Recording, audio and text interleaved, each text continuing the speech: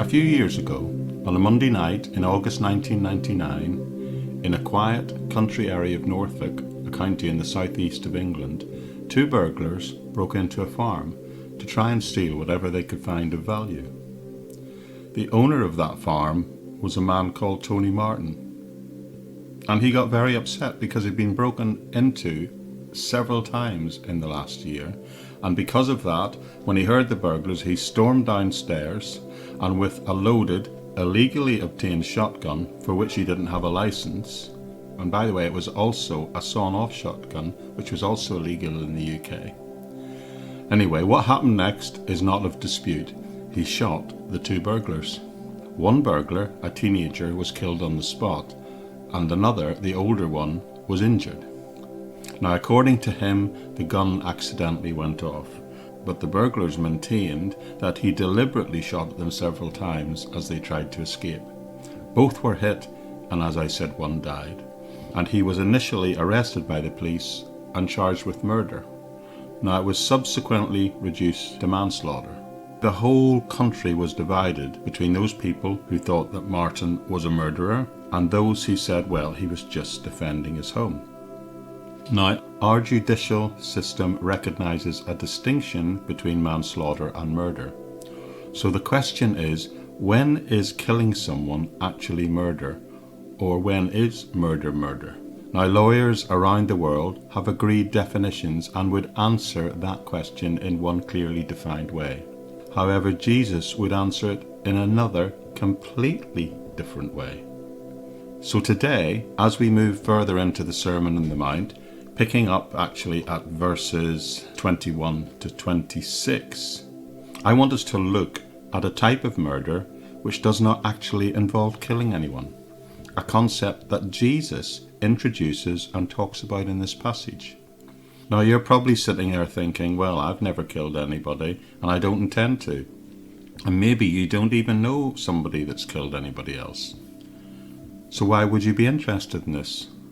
Well, you should be interested in it because the way Jesus handles this subject and how he applies it and the original commandment to all of us, not just then, but today.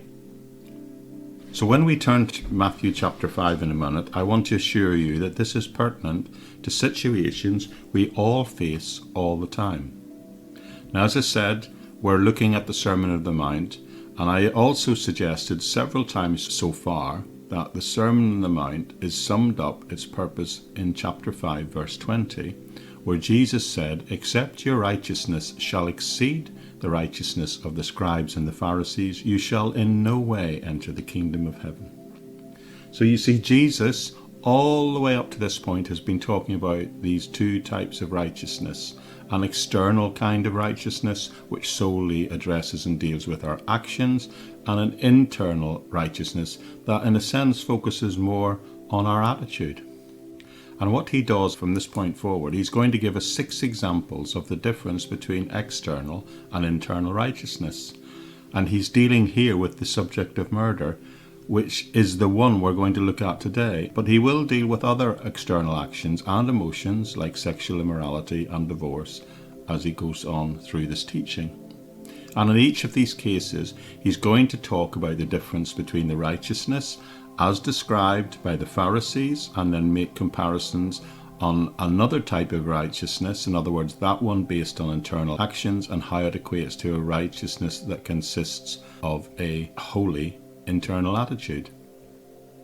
So with that in mind, let's look at the first example, which has to do with murder, and he begins to address it in verse 21, where he says, "You have heard that it was said to the people long ago, 'You shall not murder,' and anyone who murders will be subject to judgment."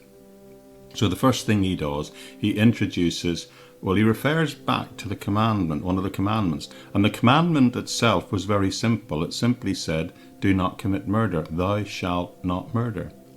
But the real problem is who does he say is quoting this commandment, and what does he mean by it? You see, there are two possibilities.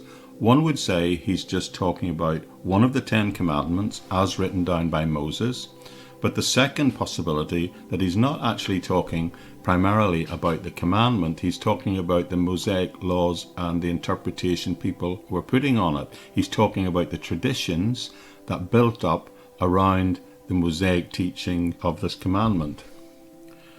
Now, I'm definitely of the opinion, and so are most of the Bible experts, that when Moses is speaking here, he's not talking about the original commandment given, or he's not just talking about that.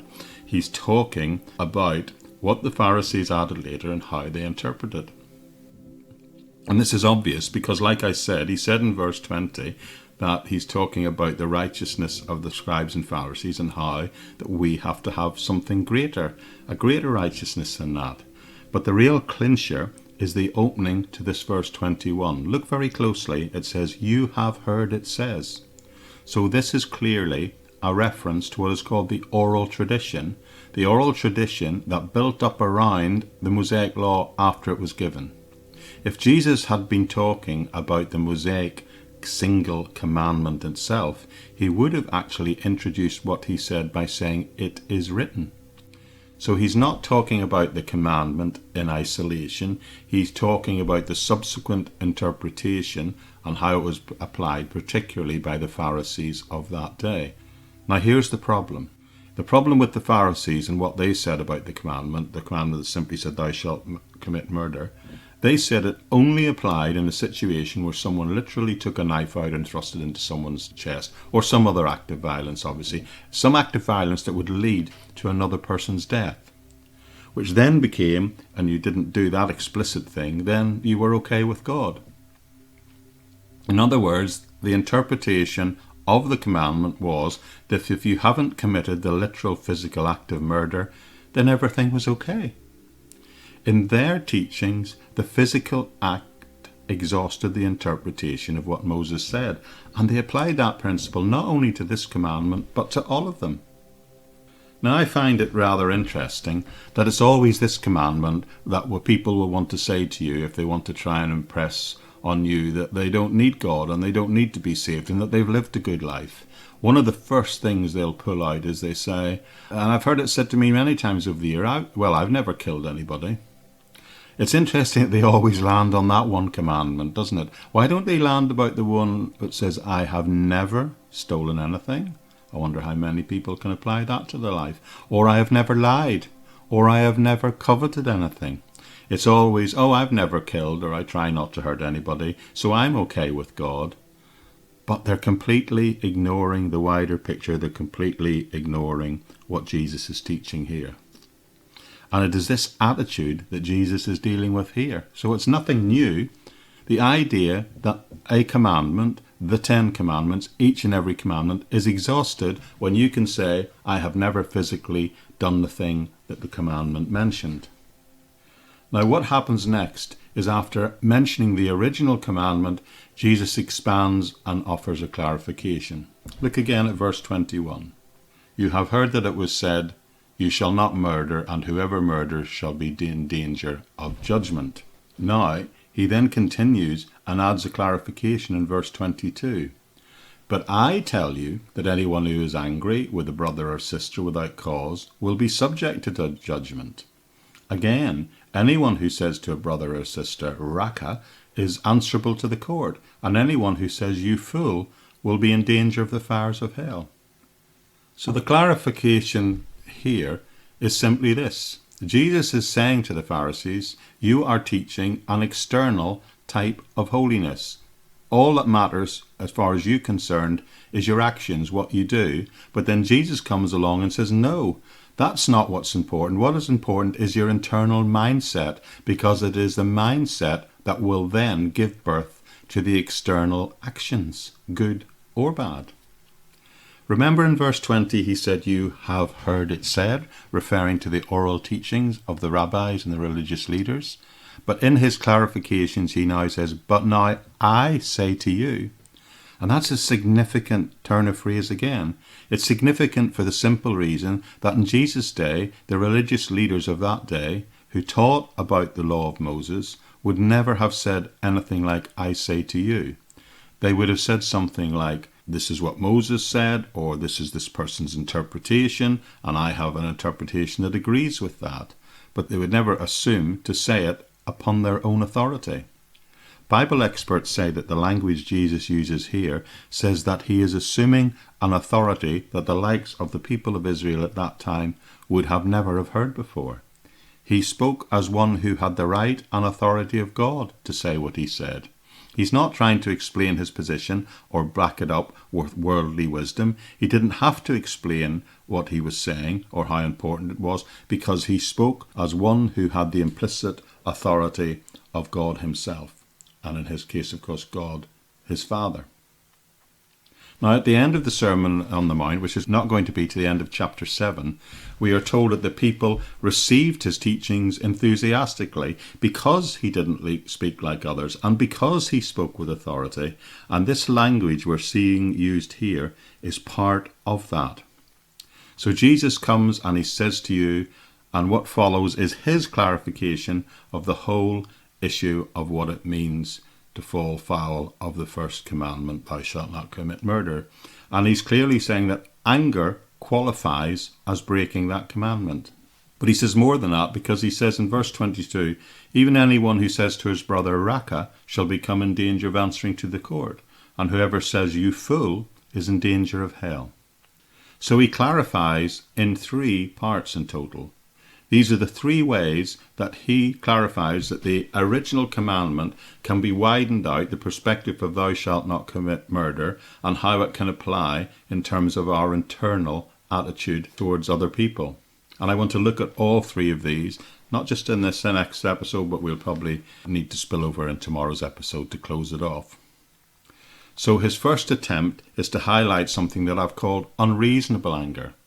He said, if you notice, that whoever is angry with his brother or sister without a cause shall be in danger of judgment.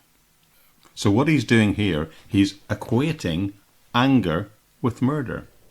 Now, he's not saying that all anger is wrong. As a matter of fact, we see Jesus himself get angry in Mark chapter 3, where we're told he looked around at them with anger and was grieved by the hardness of their hearts. When Jesus sees people behaving with a hard heart towards other people, particularly suffering people, he gets angry. In the book of Ephesians, speaking on anger from a slightly different perspective, the Apostle Paul also, he commands us, and he says, in your anger, do not sin. Do not let the sun go down while you are still angry, and do not give the devil a foothold. So it seems to be okay to be angry about things sometimes, but certain types of anger have the potential to put our eternal souls in danger. And Paul here warns about the danger of letting normal anger fester into something more like a sort of toxic resentfulness. So the kind of anger that Jesus is warning about is what I'm calling unreasonable anger. Sometimes you are angry, and sometimes we ought to be. And there's an anger that comes about from a feeling of righteous indignation at the hard-heartedness of others. And you ought to have that at times, and that's legitimate. The key word here is Jesus is saying, but if you're angry with your brother without cause, this is, of course, now an unreasonable anger. You have no grounds for being angry, and in that case, you ought not to be angry.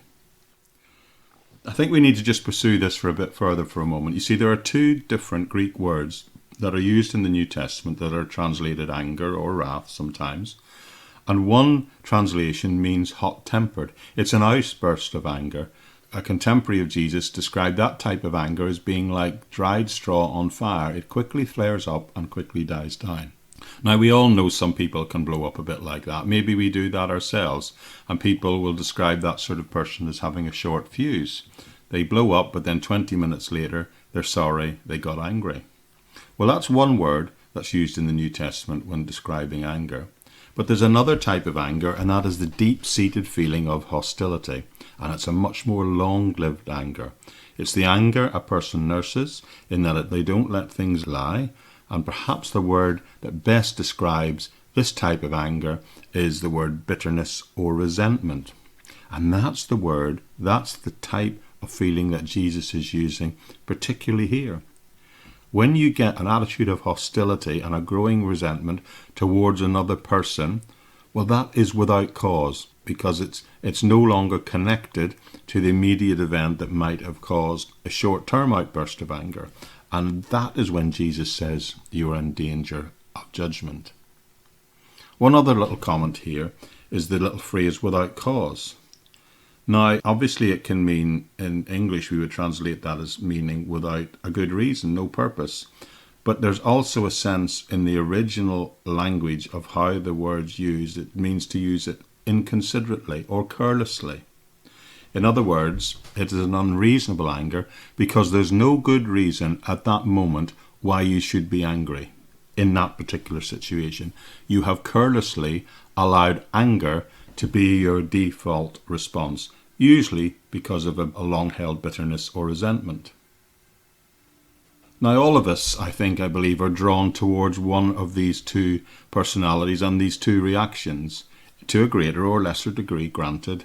Some people are the type of people who blow up, and some people are the type of people who clam up and build up resentment. Now, Jesus is clearly teaching both are wrong, but it's important to recognize that anger is not just the obvious explosion of anger, because that's what most people think.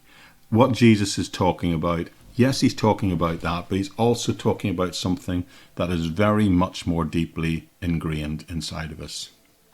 The truth of the matter is we all get angry sometimes, but we all sometimes allow that anger to settle and fester, and it becomes an anger which doesn't really have a cause anymore. And he says, if you've got that type of anger, the anger without cause, and it's deep-seated resentment, then you cannot escape the judgment of this commandment. Now, it's interesting that Jesus uses the idea of a sibling, a brother and sister, and that's what he chooses to use as an example in this case.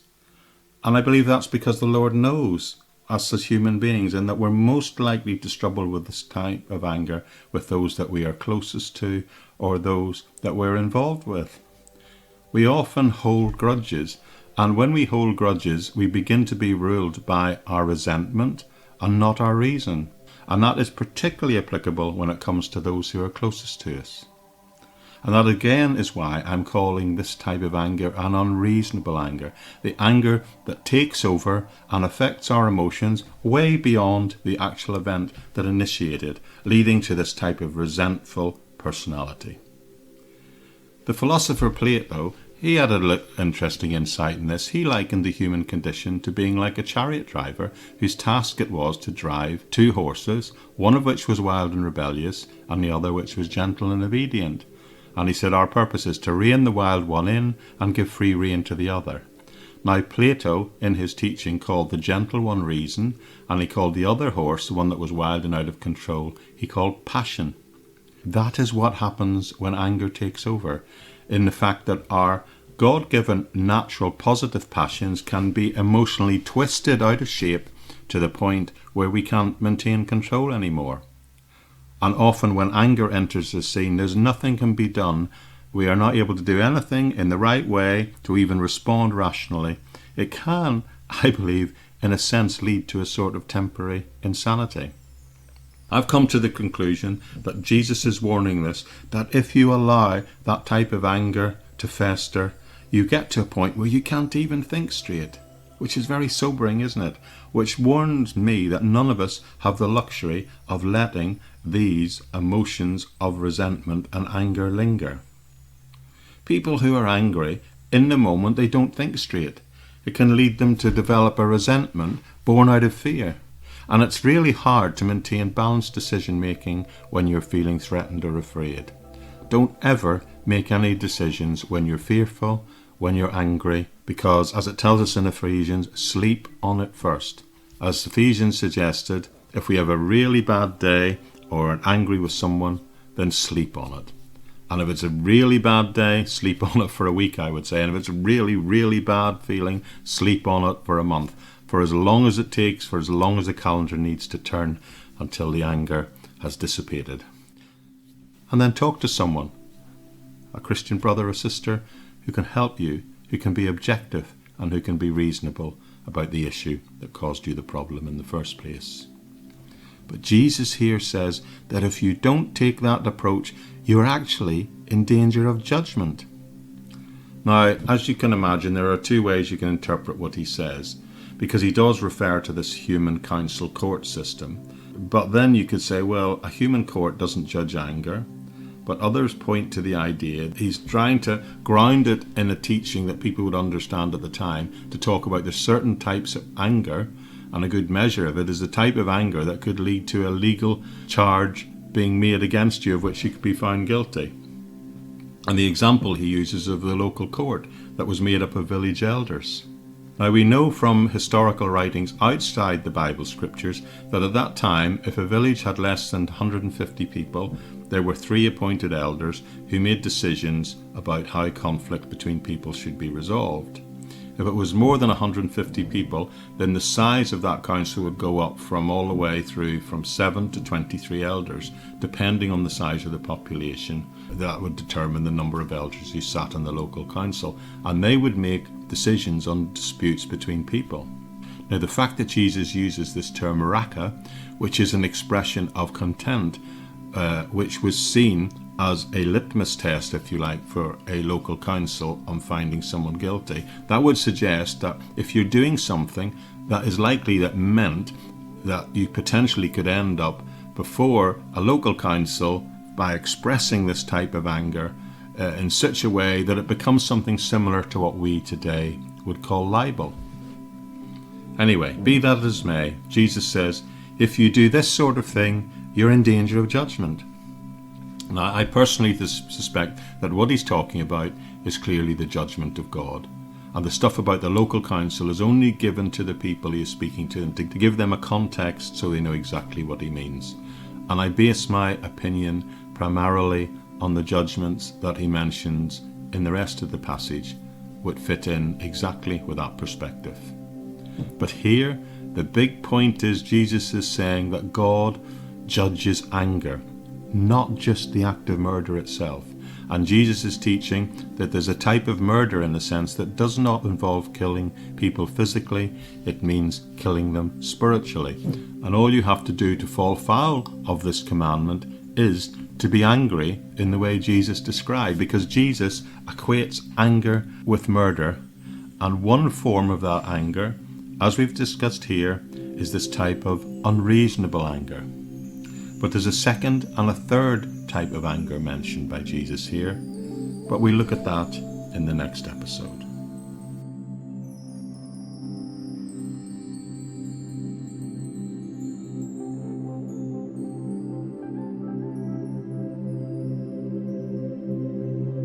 Okay, folks, let's crack on looking today at Matthew chapter 5 verses 22 to 26, and we're spending a couple of days looking at how Jesus in a sense redefines murder. Let's begin by just reminding ourselves of where we are and what he said in verse 22. Now this is Jesus speaking, and he says, "But I tell you that anyone who is angry with a brother or sister without cause will be subject to judgment. Again, anyone who says to a brother or sister, Raka, is answerable to the court, and anyone who says, you fool, will be in danger of the fire of hell." Now, in the last episode, we talked about Jesus, in a sense, redefining the breaking of the commandment, which was, thou shalt not commit murder, widening it from the narrow concept of only concerning those people who commit the physical violent act that leads to the death of another person, but widening it to include our internal emotion state, particularly our attitude in relation to anger or hostility to other people. We then went on to look at the first of 3 types of anger that Jesus identifies for us and talks about. And the first one was this idea of being angry without cause, and I called that unreasonable anger. But now today, as we continue in this verse, it says something about Jesus saying he who says to his brother or sister Raka has a problem.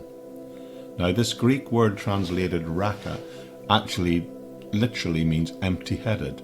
We would probably say something like numbskull or idiot today. And Jesus has suggested that we are in danger of judgment if we say things like that. Now, as a matter of fact, the word raka is almost untranslatable fully because it also describes the tone of voice more than anything else. So it's not only type of anger and saying something against someone else, it's the tone in which you show contempt towards the other person. So again, this is clearly another indication of an internal attitude, and it's when our anger spills out with a show of bitter contempt in what we say. If we get to a point where we despise someone or are angry with someone, that it becomes a sort of arrogant contempt, Jesus is saying, well, that's equivalent to murder. If it's a hate-filled outburst or an expression of contempt, it will fall foul of this commandment, of this law. And this little phrase, this use of this word raka, captures perfectly that contemptuous attitude. When I've personally experienced or seen this attitude in real life expressed by someone else, it can be an emotion so strong it can almost feel like it'll knock you over. I have on several occasions had someone that was so angry that they said things to me that they wished this other person was dead. And they said it with such contempt in their voice, it almost felt that they really meant it. And Jesus is saying it is this type of thinking, this type of behavior, this type of outburst that is synonymous with spiritual murder, because you are in fact wishing that other person would experience harm or potentially even death. So the first type of anger Jesus talked about was an unreasonable anger, where you had no cause to be angry. But this number 2 is a type of anger which has become a sort of a set depth of contempt, where you really wish an other person ill. With both types of these anger, Jesus has said you are in fact guilty of a sort of spiritual murder. Now there's a third type of anger contained in this verse. Look again at it, and verse 22, and he says, whoever says, you fool, should be in danger of hellfire. Now I'm sure your reaction when reading that for the first time is, well, that seems a bit harsh. Does that mean we can't call anybody a fool? Even doing that will risk hell for us? Well, let's just look at this and I'll see if I can help a bit here. Now the word fool used by Jesus here means to describe something or someone who is dull, stupid or foolish. It can also be used to describe a person's mental ability, but at that time it was also used as an attack on someone's moral integrity. So it appears that this word can cover both an intellectual fool and someone who lives an immoral, foolish life. So the sense in which Jesus is using it here is when someone is calling someone a fool and is criticizing not only their mental ability, but in doing so he's calling into question their moral character. You see, it is in fact legitimate to call someone's actions foolish if they're making foolish choices, foolish moral choices. And it's okay then to say that they are foolish to do those things. We would all qualify for that sometimes. Maybe we would all benefit even from being told our decisions are foolish and pointing them out to us sometimes. But Jesus is speaking here about someone putting someone down or calling them stupid with a condescending attitude, or suggesting that someone's mental ability is a reflection on their moral state before God. So Jesus is really talking here about questioning someone's character and looking down on someone just because they have a lower level of intellect. Now here's the real tough part. It says, if you do that, you're in danger of hellfire. So first, I think I need to point out that the normal word for hell is not being used here. The word that's used here by Jesus is the Greek word Gehenna. And Gehenna was a valley just outside the city of Jerusalem. And Jerusalem, as you know, I'm sure, was built on a hill. And there was a valley of Gehenna just outside the city walls. Now in the Old Testament, some really despicable things happened there, including the sacrifice of children. But eventually it came to be used as the city trash dump. And there was a perpetual fire that burned there, and they would simply dump the trash over the city wall, and it would burn in that place continually. and that place was called Gehenna. So Jesus is using the name of that place as an illustration of hell. But look at the verse carefully. Does he say that if you call someone a fool, you're going to go to hell? No, what he says is that if you behave like that, you're in danger of going to hell. So I think Jesus, in a sense, is using hyperbole here. I think he's talking about someone who has a long settled hatred and contempt towards the other person that he's talking about and looking down on them. But that aside, we've got to step back and see the big picture here. And the point is that he's doing all this stuff simply to widen the definition of what is covered under the commandment that we should not commit murder. And these various types of anger, whether expressed or unexpressed, whether it's unreasonable anger, whether it's contempt, whether it's verbal abuse, they are all falling foul of this commandment, and they're all going to be judged by God. So Jesus says the commandment is not only wanting to deal with the overt act of murder. It's about the internal attitude of anger or hostility that, when given free rein, will potentially give birth to these types of violent actions that can even lead to murder. Now, many years ago, over 30 years ago, for a short term, I worked as security, what we call in the UK a bouncer, in a nightclub. And on many occasions I saw fights breaking out and people throwing punches at each other. And on many occasions those fights led to nothing. But on other occasions people could get injured. And then you hear of situations where someone throws a punch and someone falls down and hits their heads and they die. But is there any difference in the intention of those two types of fight? Yet still, one can lead to nothing and the other can lead to the death of another individual. So what Jesus is saying here, it's not just the action, because there's always a certain degree of randomness to the consequences of any action that we carry out in a moment of anger. Jesus is addressing the whole issue here, the whole potential of anger and where it can lead. And the point is, real adherence to this law meant about being in a place where you would never wish to commit harm or murder to another person in the first place. All of us have a reservoir of hostility, even wrath, inside of us.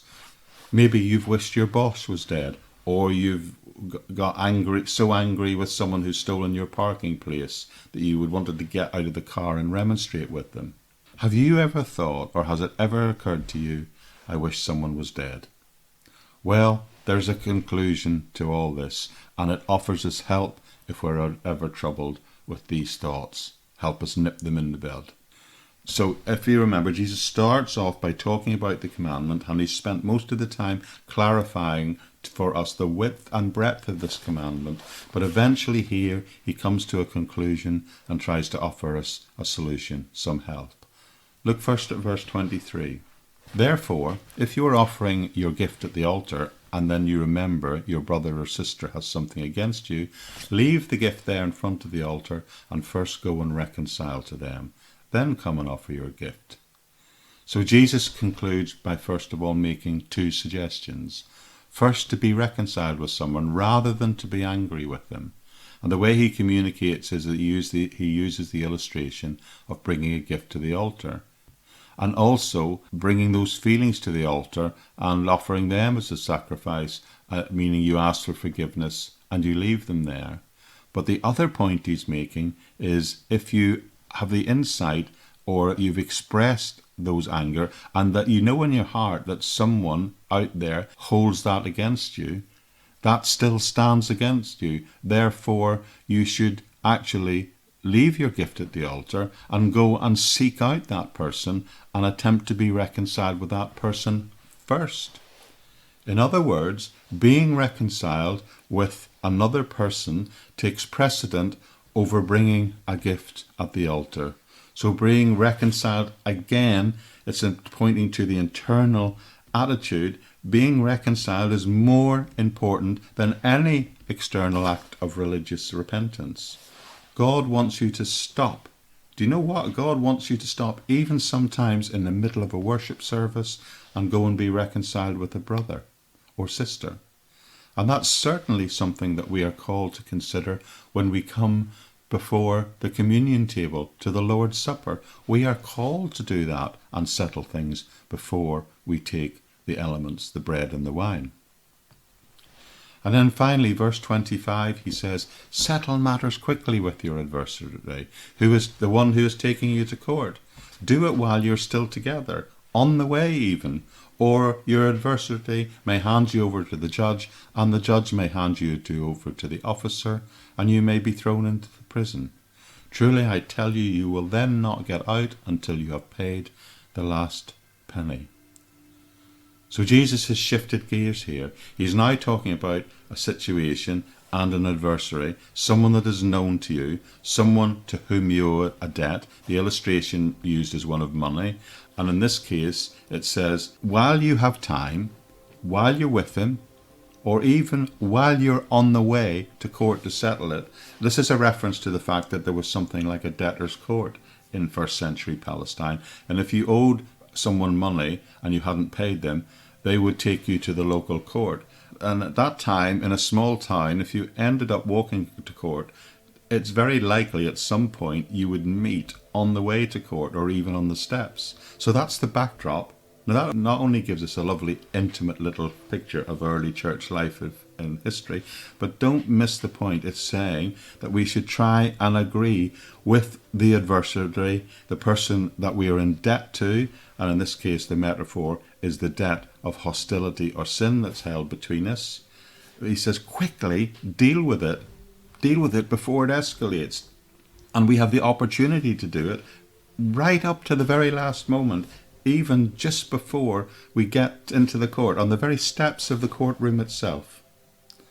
So the first suggestion was to be reconciled, and the second point is all about an emphasis to not linger, to get it done and get it done quickly. I think this is one of the most practical suggestions that God could have given us concerning the subject of anger. And that was the fact that we should never let the sun go down in our wrath, that we should deal with these things, nip them in the bud. When it's a small weed, don't let it grow into a huge plant. Kill it when it's small. As someone says, if a cub comes into your house, don't let it grow into a lion. Why? Because we've got to deal with these things quickly, because they will only ever get worse, and the consequences for us will be worse. And the second point of this illustration, I think, is it's saying, if we don't deal with it while you're on the way with the adversary, the very real risk is that then you will be handed over to the judge, and the judge will hand you over to the jailer, who will put you in prison, and then you'll be stuck in that place until that every last penny was paid. In other words, until every last portion of that anger, hostility, or debt of sin that you owe the other person is repented of and paid for. So don't let the sun go down in your anger. I know people who've not only let the sun go down on their anger and resentment, but they have let the calendar page turn month by month, year by year, on things of an anger that they haven't settled. I've talked to people who've let decades go down in their anger. One of the most entrenched cases of anger I dealt with was a lady in her late 80s who was still angry about something that happened in the church between her and another lady and her children and the other lady's children. So I beg you, for your sake, to settle all issues of anger, because anger is like an acid that eats the container that holds it. And if you don't pour the acid out quickly, it will eat your very heart and soul. Okay, I need to sum this all up. And here we have Jesus talking about the commandment, thou shalt not commit murder. But Jesus here is interpreting it much more widely than just the physical act of bringing an end to someone's life. The point Jesus is making is that since God will judge the state of our hearts and its consequences, we ought to be reconciled with anybody that we're we hold anger or resentment against, and we should do it as quickly as possible, because there will be more serious consequences awaiting us if we don't. And don't do what most people try and do when they're angry. They try and justify their anger. I don't think I've ever met anybody who said, I'm angry without a cause. Everybody I've ever talked to thinks they have good reason to be angry. And you see, that's the problem. That's the core of the problem here. And Jesus is saying that even righteous anger must be dealt with, because if you don't deal with it and respond to it in the right way, it can fester and turn into something toxic. The correct response to righteous anger, the correct response to anger that wells up in us in relation to injustice or prejudice, should in fact be dealt with by action, by bringing God's love and God's justice against those things that make you angry. Now, Paula and I have a rule in our marriage. We try not to go to sleep angry. We're still following that rule as best we can after 30 years.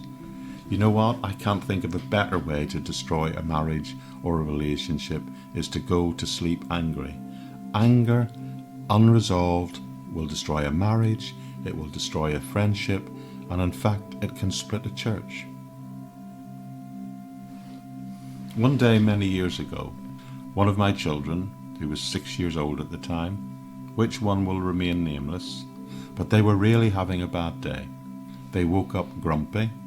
They complained about the clothes they wanted to wear because we were going out for the day. They griped about the breakfast they gave them. In fact, they refused to eat it. And they annoyed their sibling to the point of frustration. They were nothing but trouble that whole morning, and they were angry the whole day, and it was spoiling our day out. We reached a point where we stopped for lunch, and Paula asked, "What's wrong with you today? You've been angry all day, and you've been nothing but heartache all day." For a moment, there was silence, and then the tears began to fill their eyes, and they said, "I'm sorry." And they told us that they were angry with a friend who had just frozen them out. We were then able to tell her something really sad that had happened to her friend, and that she was probably just unhappy and angry, and at that moment was lashing out at those around her. "Why don't you ring her?" we said, "and when we get back you can ask her to come round and play tomorrow." Well, she did that, and you wouldn't believe it. 2 minutes later, all in the world was right. The anger had gone, that friendship had been reconciled, and everyone, including our family, was happy. And everything seemed as it should have been, because the anger had been dealt with.